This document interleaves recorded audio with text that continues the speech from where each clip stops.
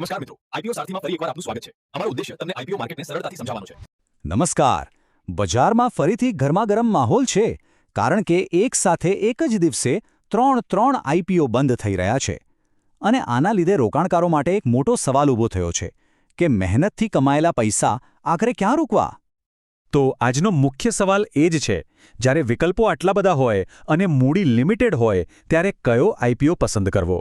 ચાલો આ જ સવાલનો જવાબ શોધવામાં આ વિશ્લેષણ મદદ કરશે.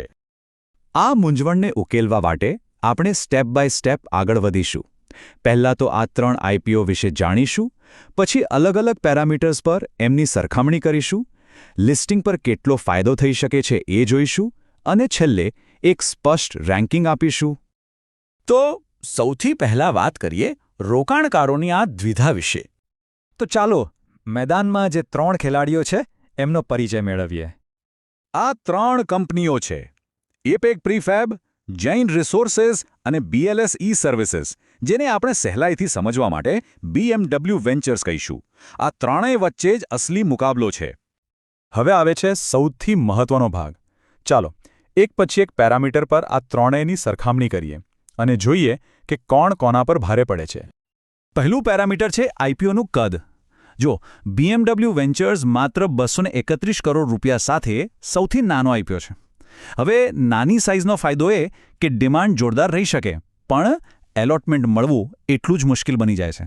બીજી બાજુ જૈન રિસોર્સિસનો આઈપીઓ 1250 કરોડનો છે, જે ઘણો મોટો છે, એટલે એમાં એલોટમેન્ટ મળવાના ચાન્સ વધી જાય છે. આ રાઉન્ડમાં અમે નાની સાઇઝ અને વધુ ડિમાન્ડની સંભાવનાને કારણે BMWને પહેલો નંબર આપ્યો છે.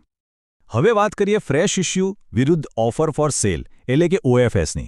સમજો કે ફ્રેશ ઇશ્યુનો મતલબ છે કે પૈસા સીધા કંપનીના વિકાસ માટે વપરાશે, જ્યારે OFSમાં પૈસા જૂના શેર હોલ્ડર્સના ખિસ્સામાં જાય છે. અને અહીં BMW એકદમ ક્લિયર વિનર છે. 100% ફ્રેશ ઇશ્યુ. આ એક ખૂબ જ પોઝિટિવ સંકેત છે.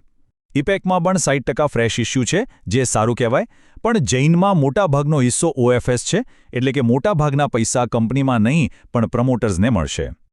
જો તમે ઇપેકને જુઓ તો અહીં 60% ભંડોળ સીધું કંપનીના વિસ્તરણ માટે જશે. આ એક સારો સંકેત છે કે કંપની ભવિષ્યના ગ્રોથ પર ધ્યાન આપી રહી છે. જ્યારે જૈન રિસોર્સિસમાં કહાની સાવ ઊંધી છે. અહીં 60% પૈસા હાલના પ્રમોટરો અને રોકાણકારોને મળી રહ્યા છે, કંપનીને નહીં. આ બાબત લાંબા ગાળાના રોકાણકારો માટે થોડી ચિંતાજનક હોઈ શકે છે. અને BMWની સૌથી મોટી તાકાત 100%. અહીં એક રૂપિયો કંપનીના ભવિષ્યના વિકાસ માટે ઉપયોગમાં લેવાશે. રોકાણકારોનો દૃષ્ટિકોણથી આનાથી વધુ પોઝિટિવ બીજું શું હોઈ શકે? હવે વાત નફાની, એટલે કે પ્રોફિટ આફ્ટર ટેક્સ માર્જિનની. અહીં એપેક 6% સાથે સૌથી આગળ છે, પણ જે બાબત ખરેખર ચિંતા કરાવે છે એ છે BMWનું માત્ર 2%નું માર્જિન. આટલું ઓછું માર્જિન ખૂબ જ જોખમી છે. બિઝનેસમાં જરાક પણ ઉપર નીચે થયું ને તો કંપની સીધી નુકસાનમાં જ જઈ શકે છે. સારું, વેલ્યુએશન એટલે કે PE રેશિયો પર નજર કરીએ તો અહીં BMW 26ના PE સાથે સૌથી સસ્તું દેખાઈ રહ્યું છે. સામાન્ય રીતે ઓછો PE રેશિયો રોકાણ માટે વધુ આકર્ષક ગણાય છે, કારણ કે એ બતાવે છે કે ભવિષ્યમાં વૃદ્ધિની વધુ સંભાવના છે, જ્યારે જૈન 35ના PE સાથે સૌથી મોંઘો છે. પણ હવે આવે છે કહાનીમાં એક મોટો ટ્વિસ્ટ. છેલ્લું અને સૌથી મહત્વનું પેરામીટર દેવું. અત્યાર સુધી જે BMW સારું પ્રદર્શન કરી રહ્યું હતું તે અહીં એકદમ પાછળ રહી જાય છે. એમનો debt two equity ratio 2.0x છે, જે ખૂબ જ વધારે અને ચિંતાજનક છે. એની સરખામણીમાં ઇપેક લગભગ દેવામુક્ત કંપની છે, જે એની એક મોટી તાકાત છે.